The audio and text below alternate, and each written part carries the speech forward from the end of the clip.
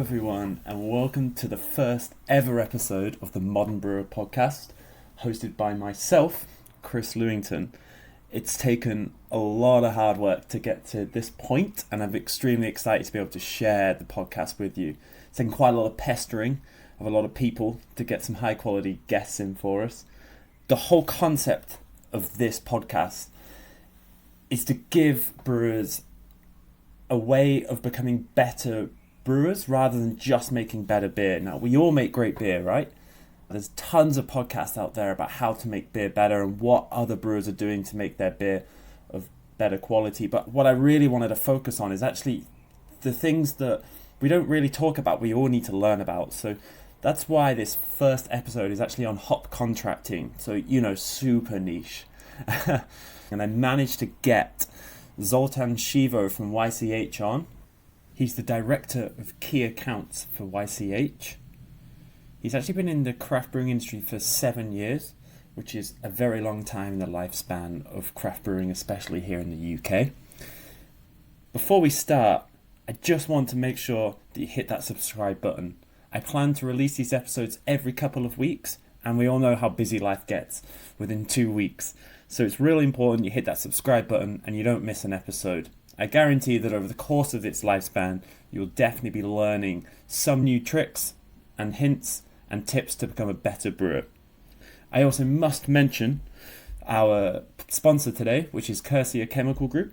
They are sponsoring the episode, and if you would like to sponsor an episode in the future, please let me know via email or direct message on any of the many social media platforms that we all live on. Finally, before we start, I must thank my great friend Horatio Colombo for making that awesome tune at the start of the podcast.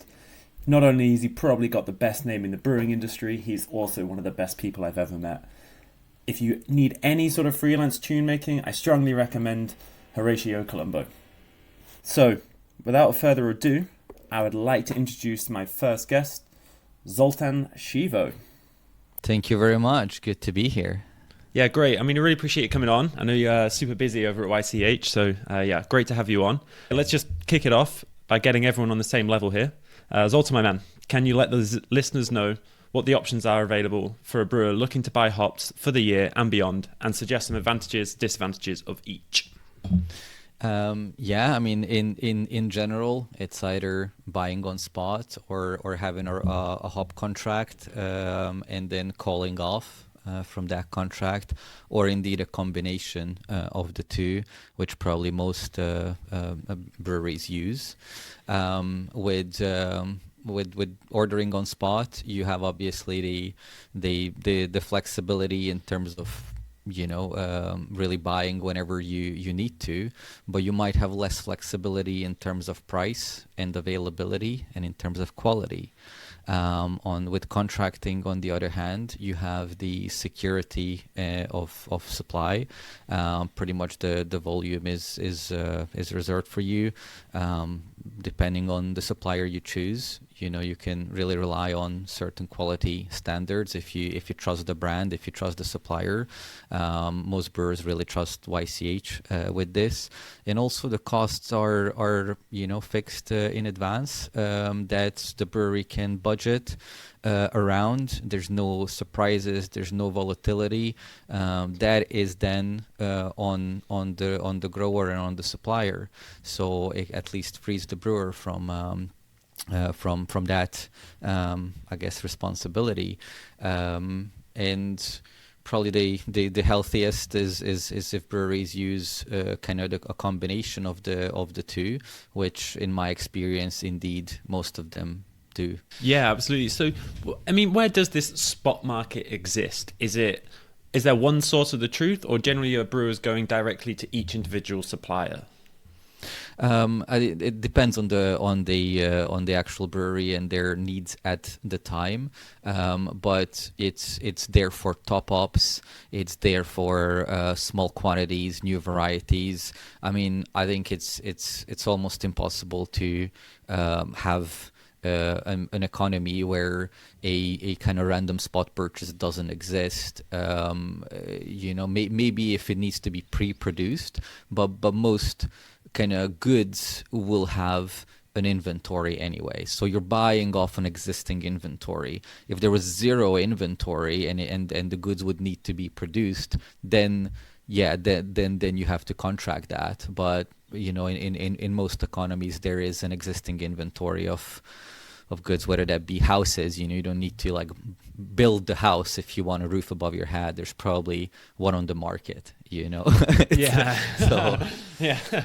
Yeah, and what does the quality look like in general in comparison to, let's say, contracted volume? Is it just that you don't have the same control over it, or is, let's say, the quality of the spot market hops considered less than contract quality? no, so if somebody's buying on spot from YCH, it would be exactly the same quality. In fact, it could be the same a lot than what a brewer on contract is receiving. Now, if a brewery is buying from a fellow brewery, you don't really know. Well, you might trust your mate and the other head brewer, you know, on his word how it was stored and what they've done with it.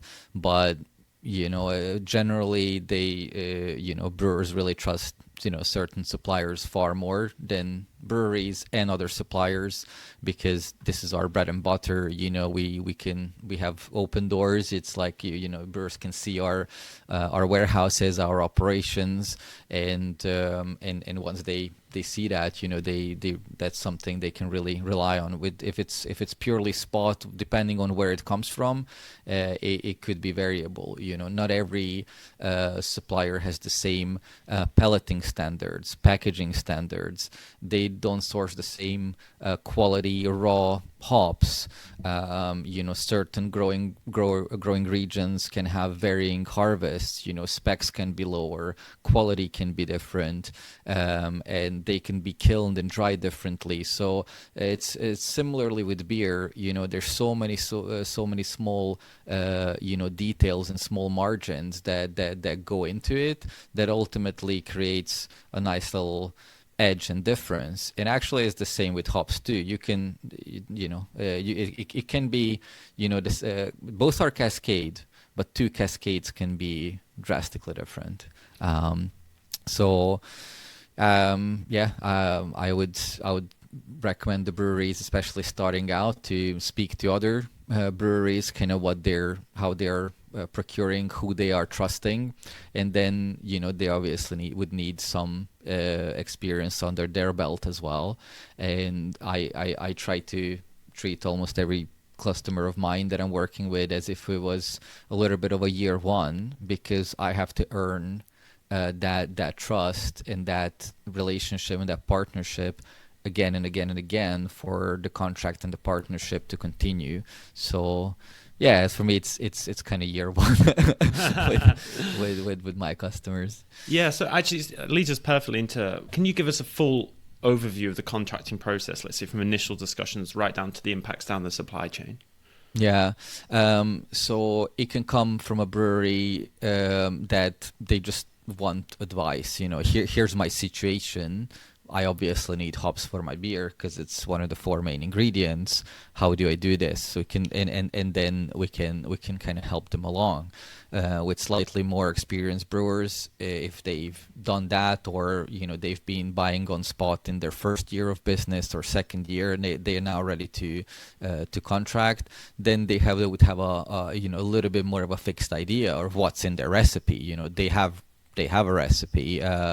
It tells, you know, what hop varieties are in that, and they can also hopefully forecast their sales and what quantity of ingredients they would need for that. So you know, like ultimately we need to know what quantities we're talking about, and we can establish that together, or it needs to be led by the brewery, because they know their business better than we do. We can obviously guide the conversation to find out their needs, but most usually they know what they need, or at least they think they know what they need.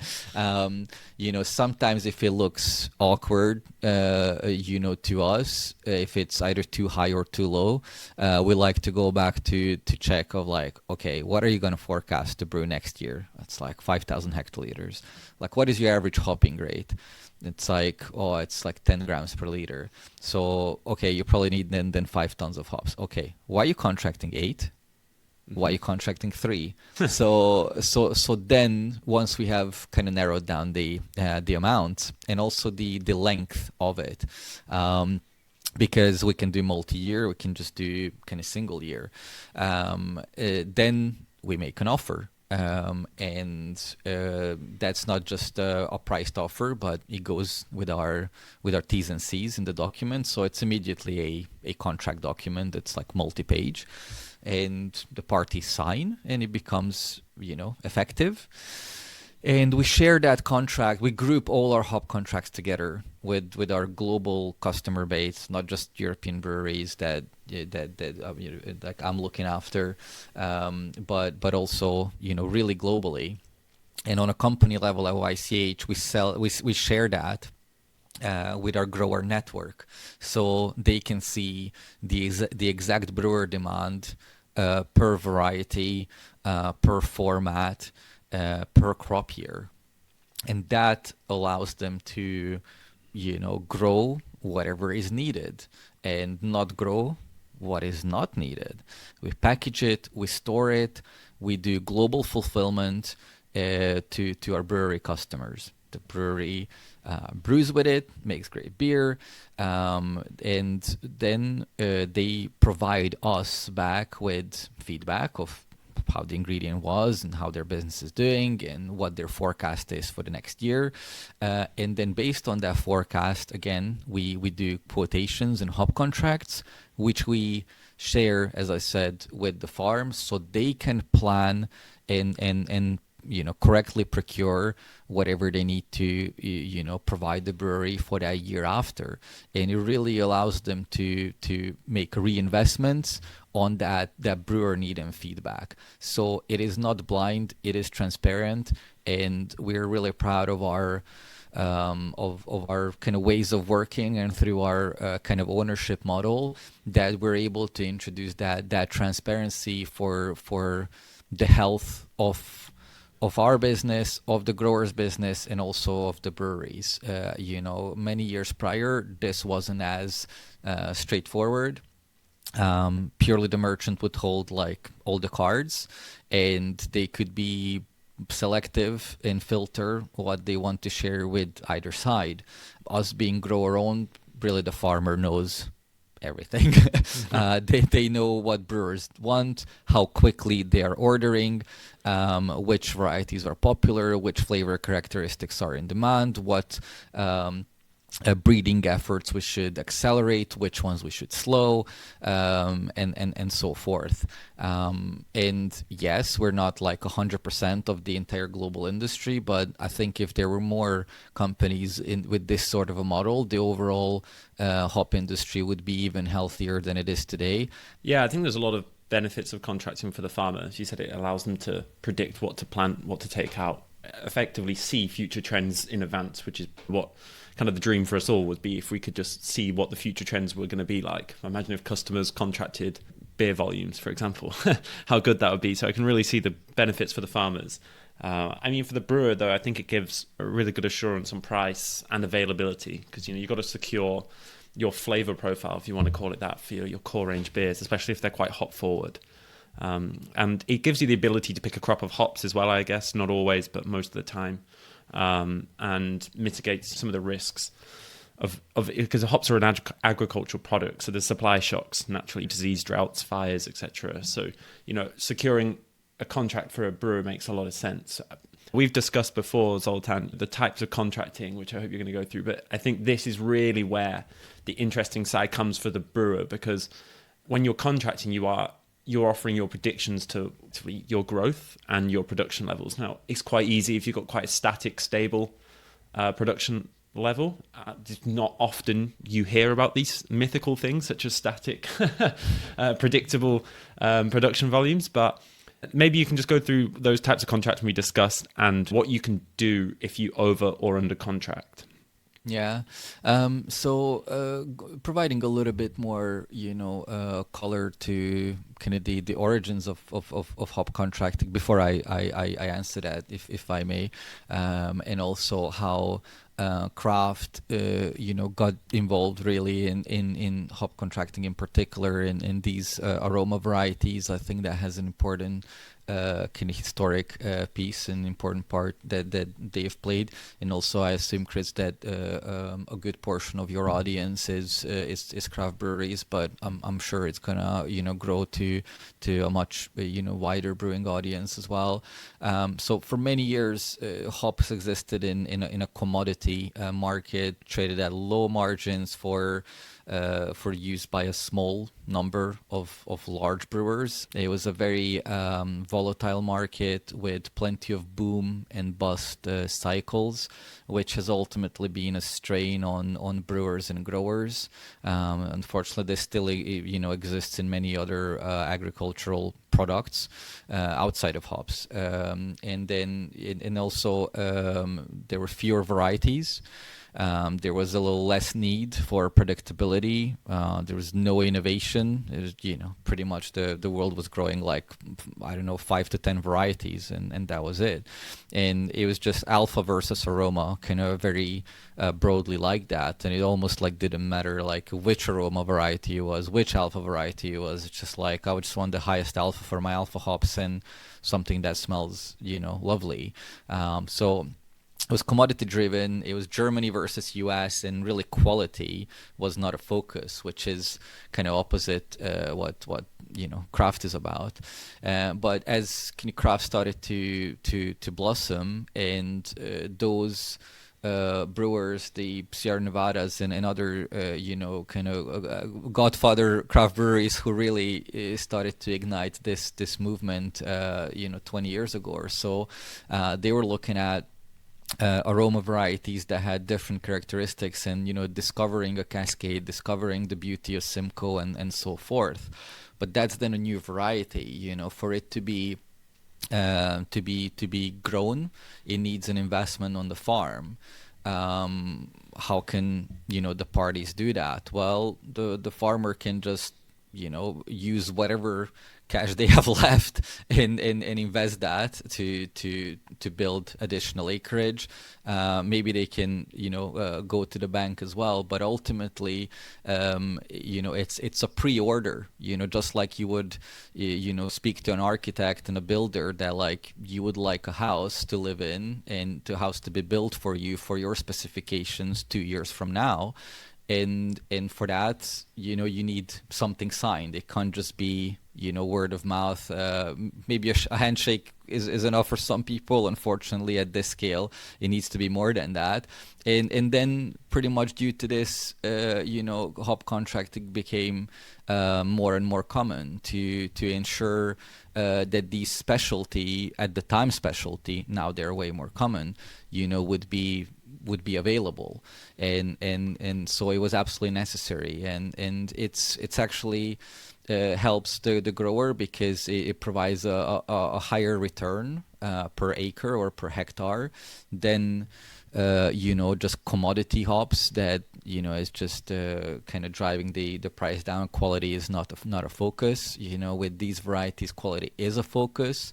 We're having a larger customer base, so it's not just a couple of large multinational brewing groups, but tens of thousands of 10,000 plus, breweries who work with us, and yeah, that's kind of the original birth of it. Because to put in a new hectare, I think it's around like 30,000 euros of an investment, and 1 hectare is not enough, So it is a lot to invest for an independent hop farm, and at least they need an assurance of a hop contract that if they do that, if they grow it, if they harvest it, then it will be collected by the brewer and paid for. And so it was a win-win, and it is still a win-win today, because it does provide that security and that assurance to the brewery that they will receive those hops, those varieties, and those crops that they would like, and at a pre-agreed price as well. So if a brewery is able to increase the cost of their beer because their brand is becoming more popular, or just in line with the consumer price index, but the cost of their hops have been fixed 2-3 years prior, well, then they're benefiting from that from that delta. Then going into really how I think accuracy is important, but ultimately probably it's like impossible to nail it extremely precisely. And we will take responsibility and accountability for making the hops available that have been contracted. So we'll grow them, we'll process them, we'll get them to Europe or whatever the brewery is. But equally, the brewery needs to be responsible and accountable to collect and pay for what they have contracted. So that's how we collaborate.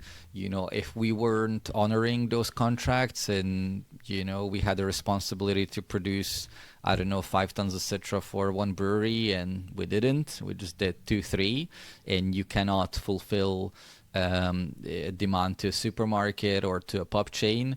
That's going to have a long-term impact on that brewery's relationship with its not just consumers, but of course its customers. So we take it seriously, and so should the other party. If you cannot nail it, which is one of the kind of well, that would be the ideal, but ultimately every brewery, either under contracts or over contracts, depending on what they end up needing in that particular month, quarter, or year. And it is really up to the brewery to consider how confident they are in that growth, in that, dare I say, stagnation, dare I say that even if they're in decline, they need to know by like how much and what's happening, because you source ingredients in advance for that situation. And if you can't be sure, you have to build in some flexibility. And I think that's where a spot market supplementation is really helpful.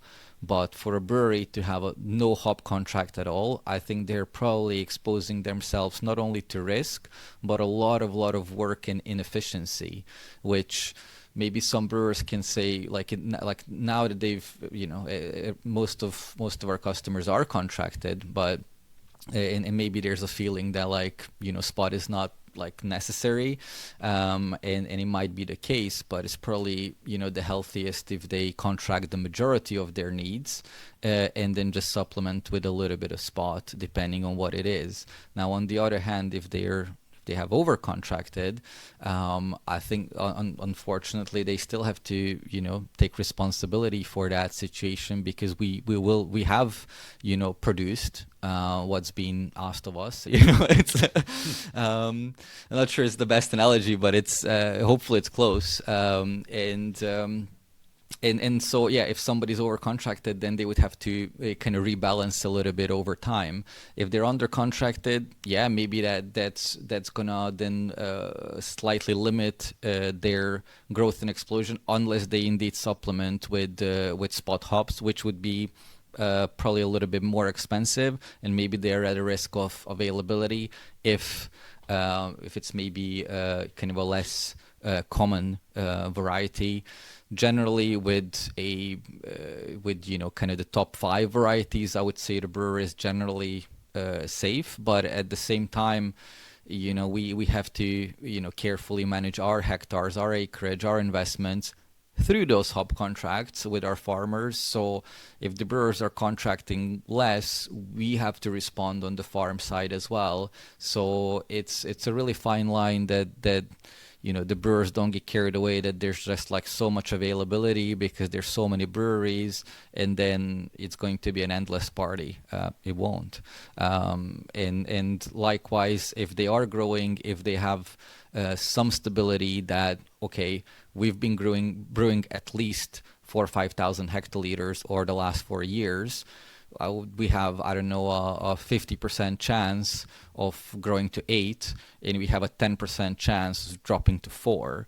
Then you do your next year's budgets and investments kind of based on that, and then it's that brewery's gets responsibility for the kind of business plan and investments and that they've done, and it's equally on our side, depending on the acreage we have put in and what we have grown and what we have produced. So what are the options if a brewery does over contract, or let's say, for example, something happens to the supply, their demand drops for whatever reason? Sometimes it's economic reasons, environmental reasons, whatever it is. But let's say I'm brewery X and I've over contracted. What are my options, and do you offer any support to brewery X?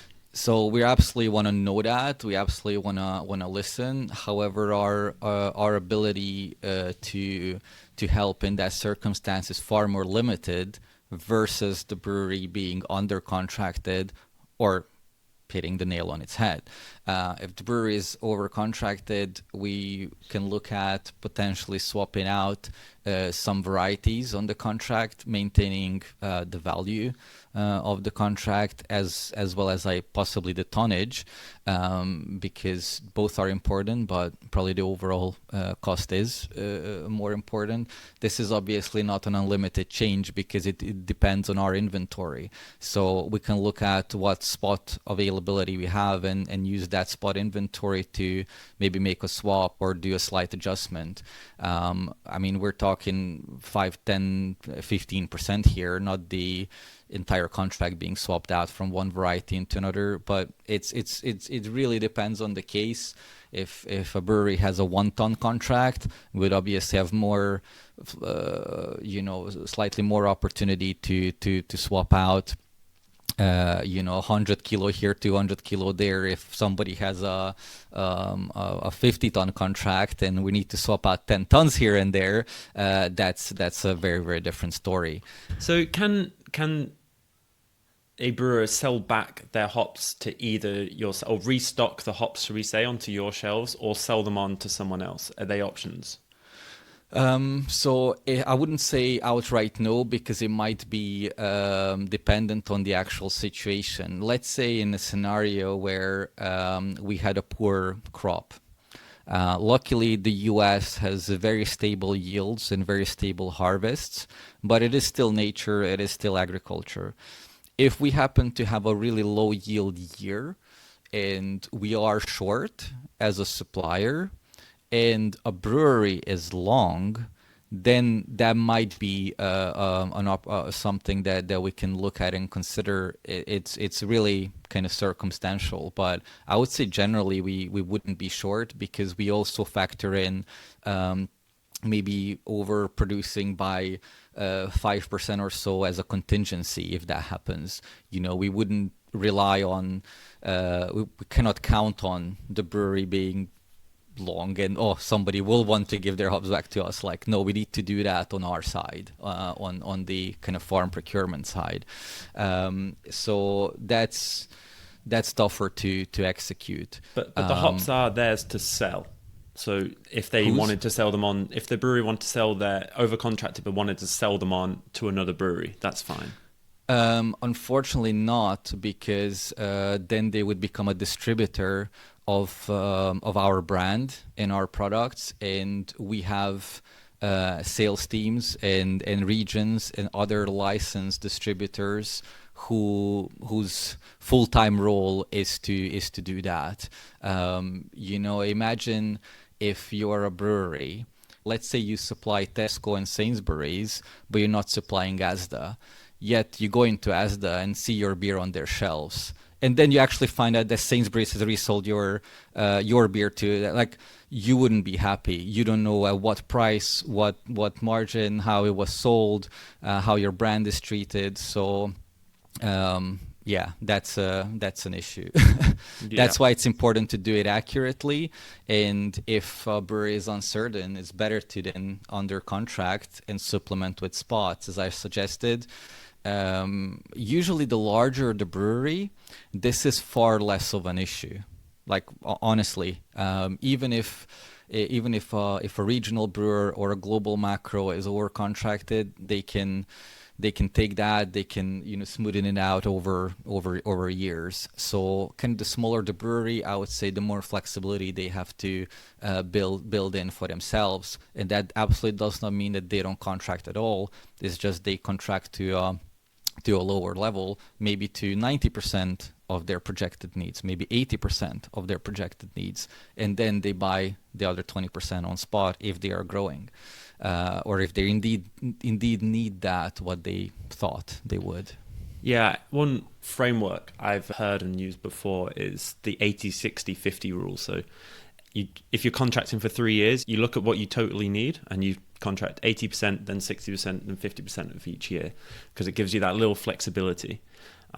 With that, I do ask, can you stack contracts? So let's say I contracted 50% for year 3, I get to year 2 and realize I need more. I can then contract another, say, 30% to get me up to 80. Is that possible? You mean as a top up? Yeah. Absolutely. I mean, we ideally need the notice. So here's a rough timeline that probably makes it a little bit easy. How a brewer would need to collaborate with us and thereby us with the farm. Before the start of every calendar year, like a January, the farms need to finalize their own business plans for the upcoming year. So pretty much by like mid-late January, they need to finalize their hectares, their acreage of each variety, what they're going to grow, how much wiring and ropes they need to buy for that, how much labor they need to secure, etc., etc.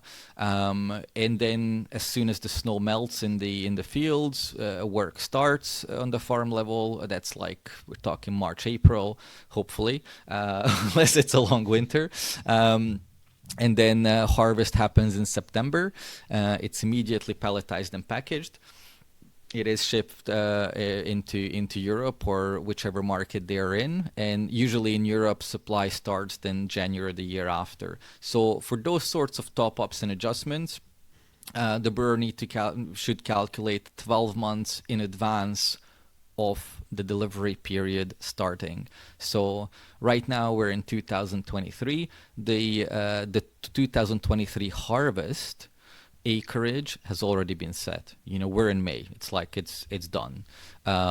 We can look at what sort of acreage we have in, and if we have availability to offer additional contracts. I think at this stage we probably do, but ideally everything should be finalized by like January of 2023 for hop supply of January 2024.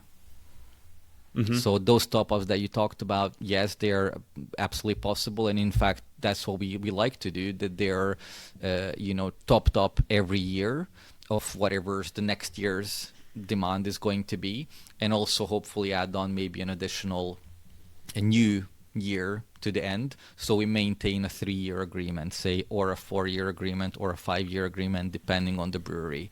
Of course, the larger, the more stable the brewery, the longer contracts they can afford and be confident about, and so can we. I have turned down some long-term contracts actually, because the brewery was just in like too young in a very early stage.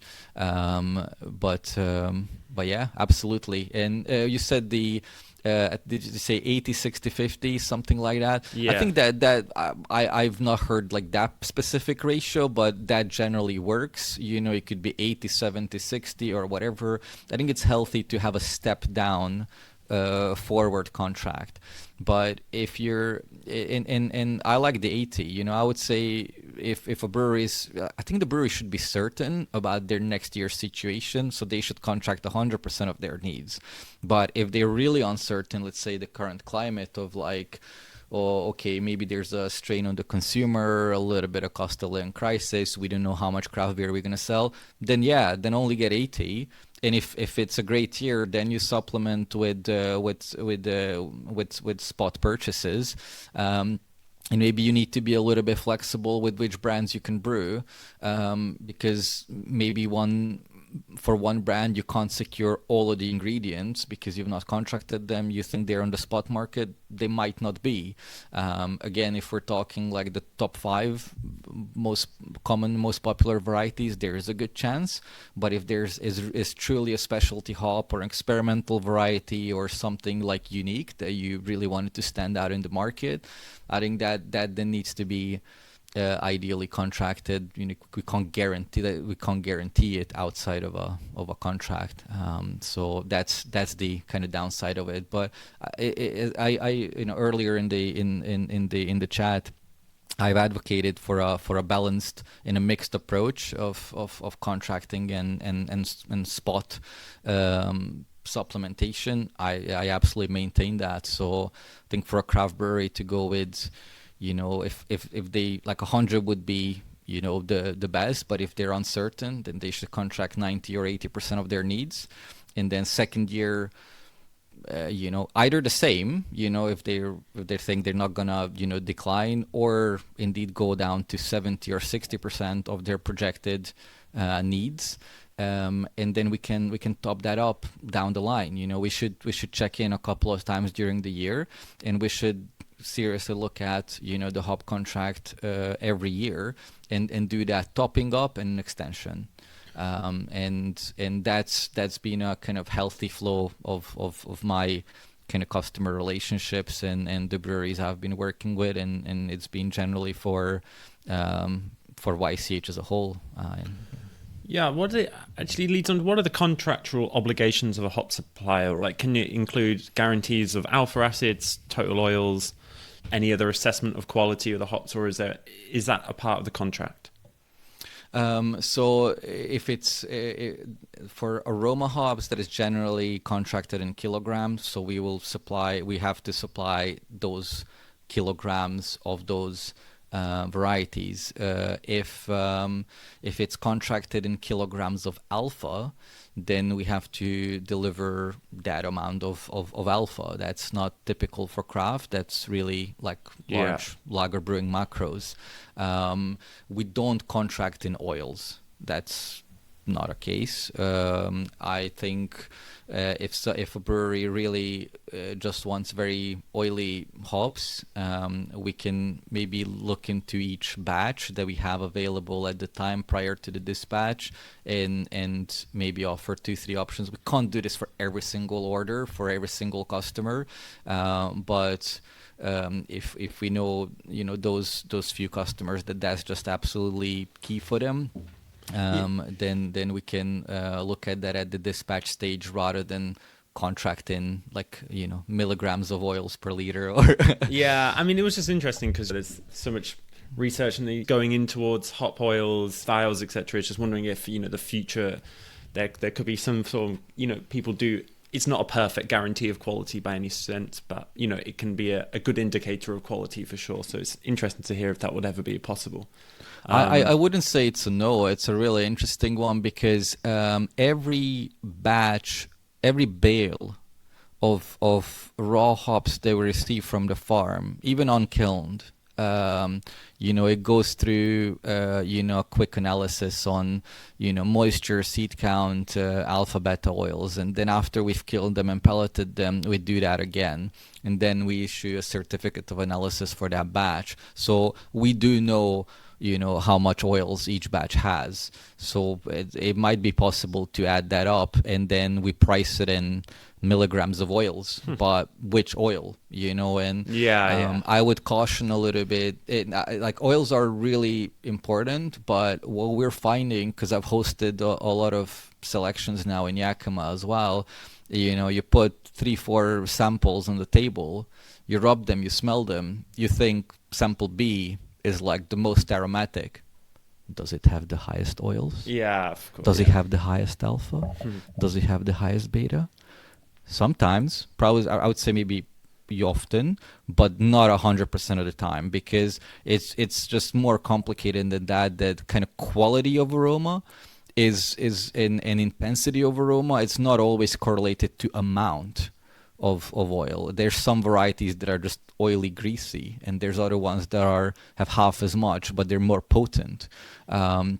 So I think it becomes a little bit more complex than just kind of blindly getting it all in oils, but it could be possible. It's just an interesting concept to see if there's maybe a better way of guaranteeing quality of hop that you're buying in 1, 2, 3 years time.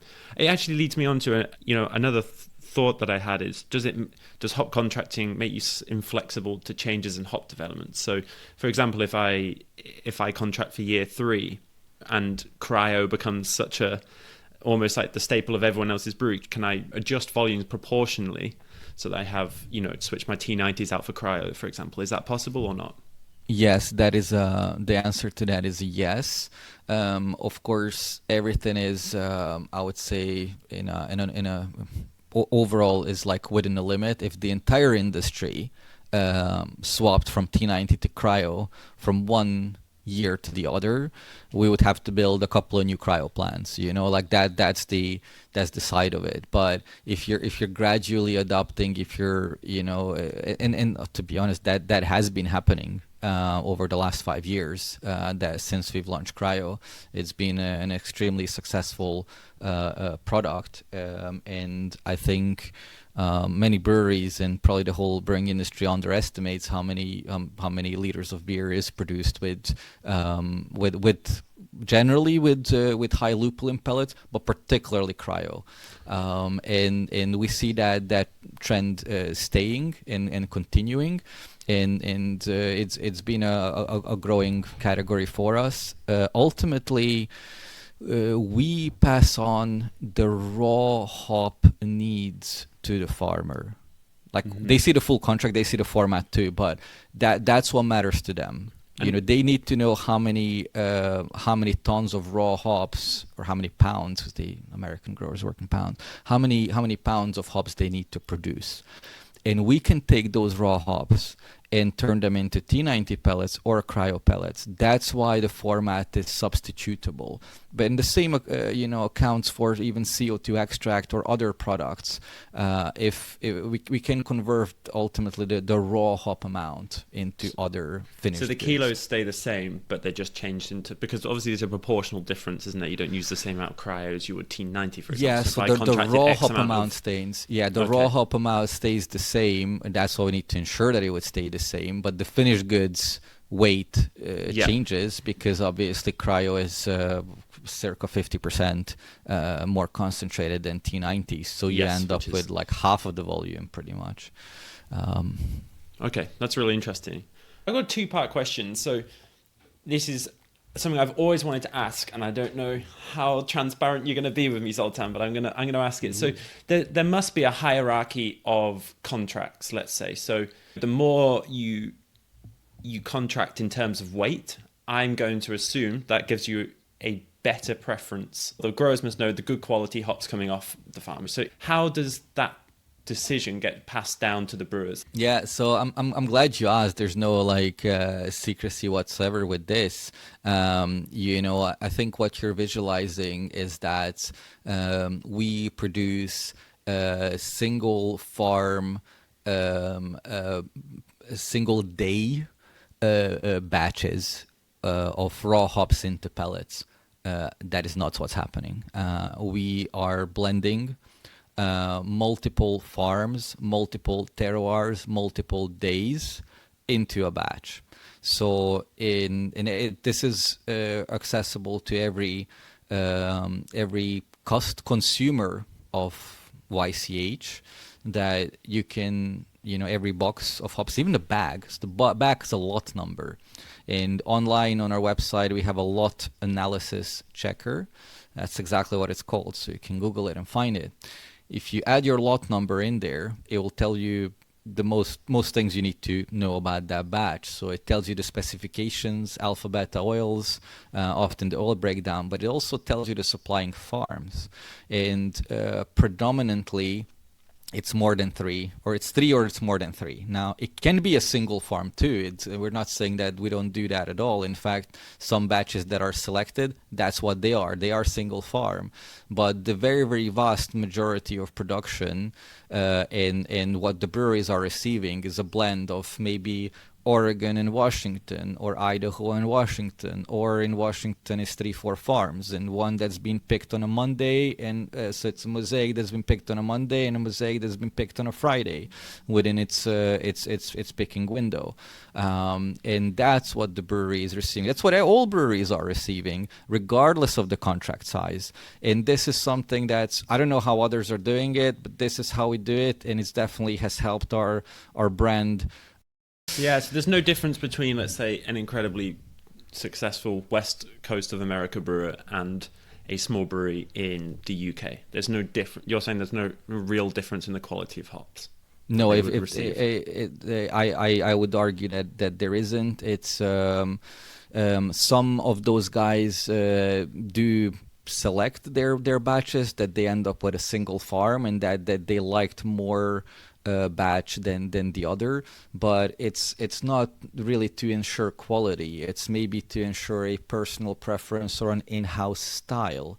But also that is a tricky process too, because it is the raw hops that are selected, and it's not the finished good. It has to go through a pretty rough pelleting process. So yeah, it was just funny because basically it was a very reputable brewer. It's like sort of household name. I was out for dinner with them once, and they said, and this wasn't referencing YCH, so don't get offended, but they said there are brewers on the West Coast that go up to the farms, they get all the best hops well before anyone else gets them, he said, and then by the time it gets to us on the East Coast of America, they're already not as good quality as the West, so it's really hard to compete. And he says, and I don't know what shit you get in the UK, was his exact quote. And it was really interesting because it did make me think about the hierarchy and how relationships with farmers work.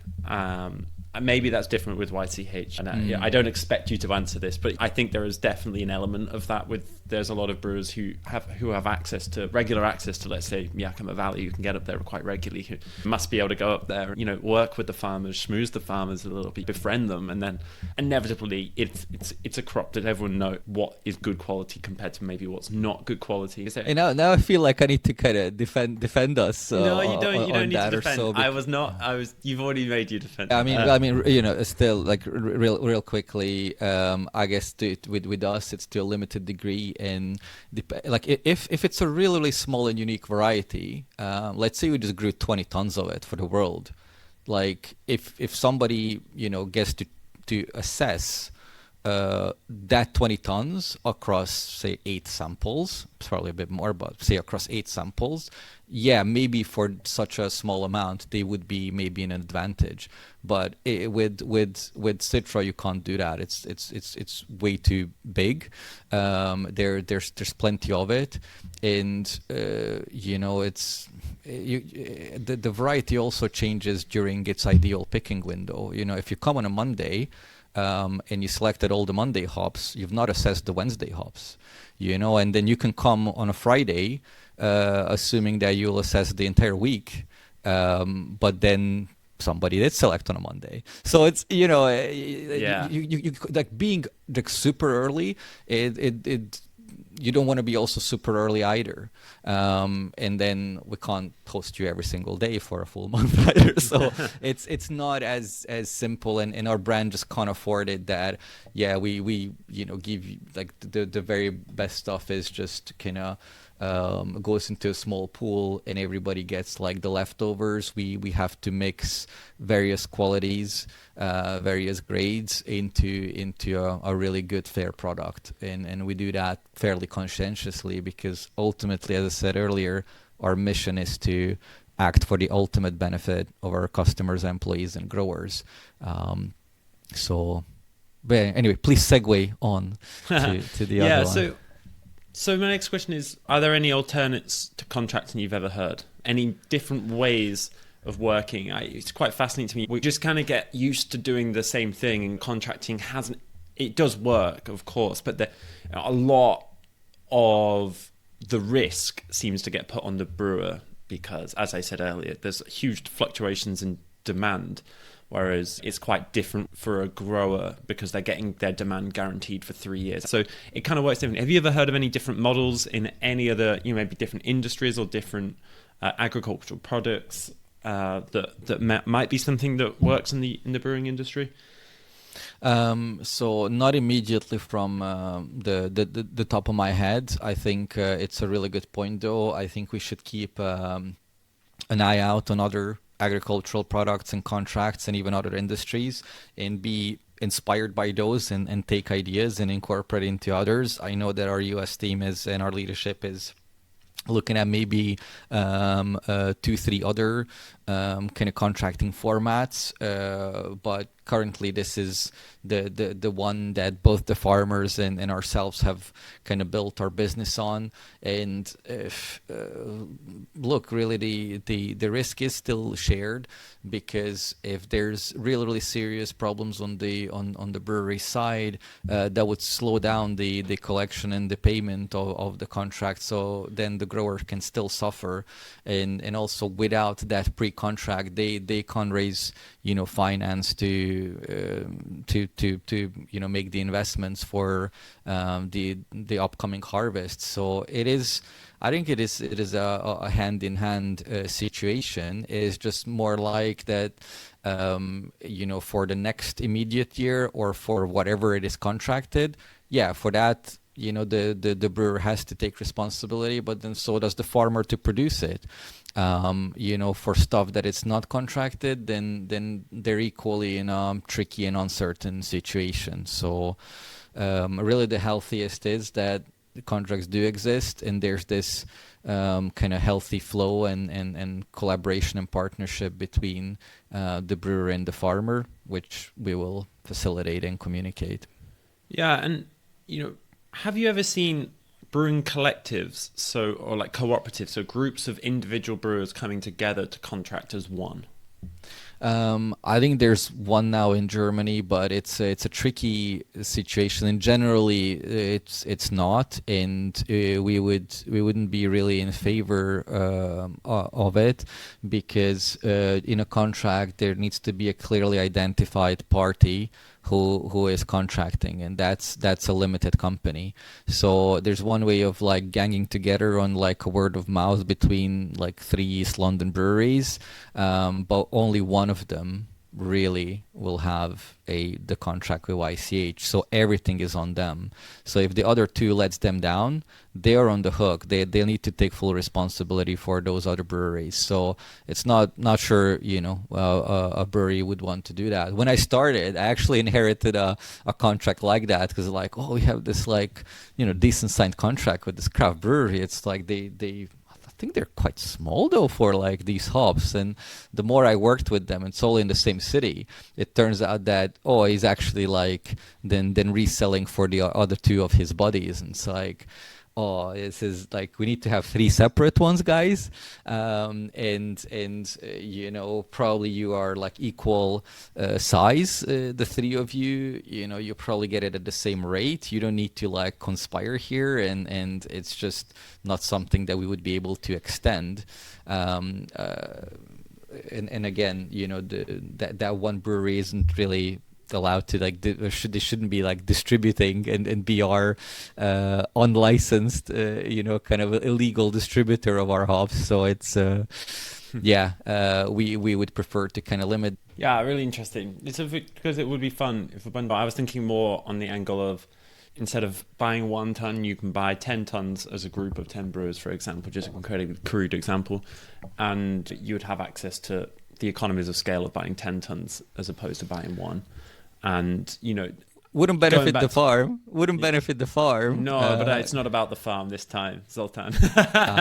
This one's about the brewer, you see. So of course the farm is just kilos. It makes no sense. And if anything, they were getting less. I could see why you might want to discourage it. But yeah, it was just interesting. It was some discussions I've had with other people about maybe doing the same thing for malt or like purchasing collectives. So yeah, it was just an interesting concept. I wanted to see if it's anything you've had experience. I know there's one in the US that do it. I know there's one already that happens in the US that do it. So I was just wondering. Who are they? That's news to me. But Lupulin Exchange. oh, but that's like isn't that like a company? That's not. Yeah, like but a bunch of brewers. yeah, it is. So it's It is, okay. Yeah, so it's a company, but they club brewers together to contract together effectively. That's where I actually originally saw the model. But yeah, so I mean, I think that's everything from me, Zoltan. Do you have any other points you want to make on hop contracting 101? I mean, maybe just as a summary is that I would like to kind of, I guess, reaffirm that it is important and necessary. There's more than 10,000 breweries across Europe. In 2008 there were roughly 90 different varieties used in the U.S. craft beer market. In like 2018, I think the peak was 154 being used in the U.S. In such a kind of complex market. It's important for us to know what the needs of the breweries are. It's definitely not just about the farm where we're trying to strike an equal balance between the two, but we need it's us who look after more of the farmers' needs, but we can't do that effectively without a healthy beer market either. So we're conscious of that, and I think I would, as I said, I would totally not just encourage it. I would say it's necessary, but have if it's a smaller craft brewery, they should have a step down model that they're topping up, and then supplementing with some spot needs. I think we can offer the new varieties, new experiences, for them to trial, to give feedback on other varieties and maybe like experimental varieties, and thereby guide the industry and our program. The timing is also important. We need to know these as early as possible. Any changes, both additions, swaps, whatever it might be, the earlier we know, the higher the chance of us being able to help. One of my London customers used the analogy of the hop contracts are a little bit like an oil tanker. You kind of like it's kind of slow moving, but once you set it on a course or trajectory, it goes to that other port, on the other side of the globe, and it is like that. We're not like a small speedboat that it is extremely flexible and you can change it like from month to month, because we are bound by the agricultural factors. There's only one harvest. It is in September, and it is coming every September. We cannot delay it. You can delay brewing a batch. You can store your beer maybe longer and dispatch it later. There's more flexibilities on other products like beer. Like distribution, like the consumer, changing our brands, etc. For us, harvest comes every September. We need the previous contract picked up and paid for by then, so we have the storage space, so we have the funding and cash flow to get payback to the farmers, so they can reinvest into those, because it funds the harvest after and so forth. So that's where kind of the circle completes, and that's why it's a bit more challenging for us to be like super flexible, because that next harvest coming in September again. So and again and again.